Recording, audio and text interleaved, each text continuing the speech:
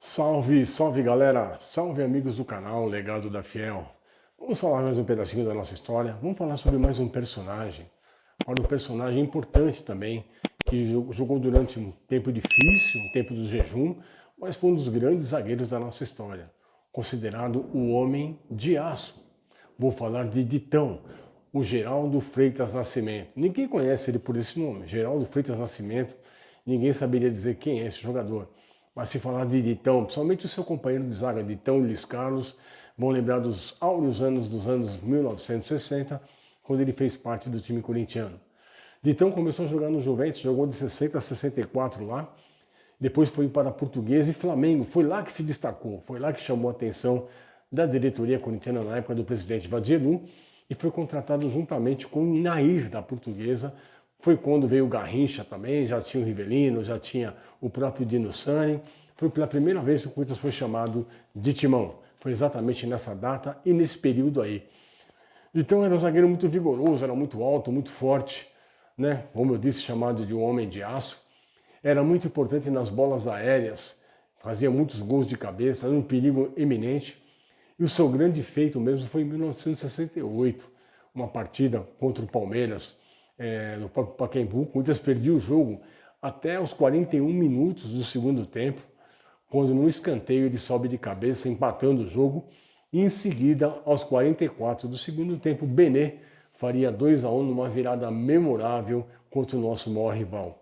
Talvez tenha sido esse um dos gols mais importantes da carreira dele, como também foi na Taça de Prata ou no Roberto Gomes Pedrosa, em que o Corinthians ganha de 3-0 para o Internacional, ele fazendo o terceiro gol do Corinthians de cabeça também no ângulo do goleiro, naquela época, do goleiro Schneider, um goleiro alemão, né, muito bom goleiro, e Ditão, né, ali mostrava já o seu cartão de visitas. Chegou a jogar também na seleção, a ser convocado para a seleção brasileira, mas olha que coisa interessante. Ele foi convocado, mas quem foi para a seleção de 66 foi o irmão dele, o Ditão, tinha o mesmo nome também, mas jogava pelo Flamengo. Então teve uma confusão enorme. Então a CDB, né, para não passar vergonha naquele momento, decidiu manter lá o zagueiro do Flamengo e o zagueiro aqui do Corinthians, o Ditão, o seu irmão, acabou não indo para a Copa do Mundo de 66. Para vocês terem uma ideia, essa seleção foi uma bagunça tão grande que foi a única vez que o Brasil foi eliminado na fase de grupos, né, ainda na primeira fase de uma Copa do Mundo, ganhando da Bulgária, o último jogo oficial com Pelé e Garrincha juntos, e depois seria eliminado, perderia para a Hungria e Portugal, voltando mais cedo para o Brasil. Foi um vexame da seleção brasileira, mas tudo bem. O Ditão também tem outro fato marcante.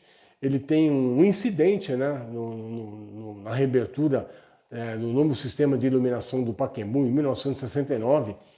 O Brasil prestes aí a fazer os jogos eliminatórios e ele foi tentar aliviar uma jogada, tirar uma bola da área, e acidentalmente ele acerta um chute na bola que bate no olho do Tostão, né, fazendo com que o Tostão tivesse um deslocamento de retina. Foi um drama para o futebol brasileiro, ele quase perde a visão, ele quase perde a Copa do Mundo de 1970, mas ele volta a tempo ainda de se consagrar como tricampeão mundial. Então foi um incidente que deixou o Ditão muito triste naquele momento.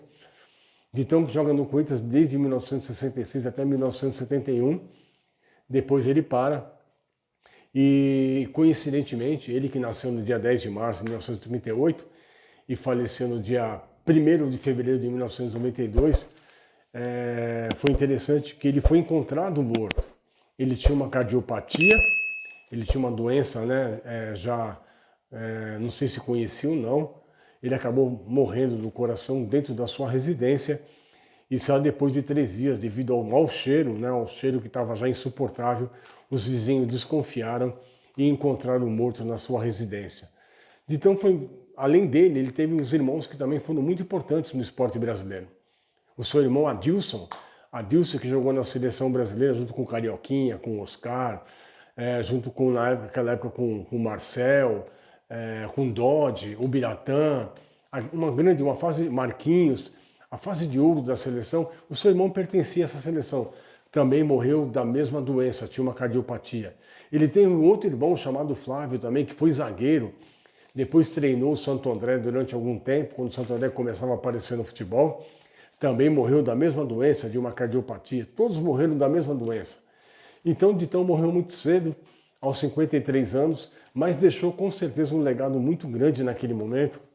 Foi um jogador importante, foi um jogador que fez história, foi um daqueles componentes que vieram nas contratações de 1966, quando o Corinthians ganha o Rio-São Paulo, né, pela quarta vez, empatado juntamente com o Botafogo, com o Santos e Vasco da Gama, o seu quarto Rio-São Paulo, quando enfim ele foi chamado pela primeira vez pela imprensa paulista de Timão.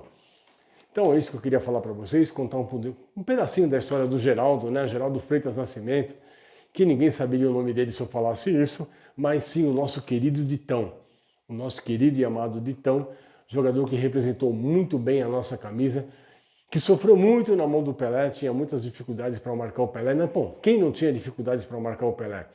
Mesmo aquele que conseguiu esse feito de uma maneira assim, muito boa, mesmo assim tinha muita dificuldade, porque marcar o Pelé era praticamente impossível, e o Ditão pegou justamente a fase do maior jogador do mundo jogando contra ele. Então é isso que eu queria falar para vocês. Se vocês não conhecem o canal Legado da Fiel, dê um pulinho lá, se inscreva no canal, compartilhe com seus amigos e aprecie mais esse episódio que mandei para vocês, tá bom? Então, como eu sempre digo aqui no final dos nossos episódios, eternamente vai Corinthians, um abraço a todos e fiquem com Deus.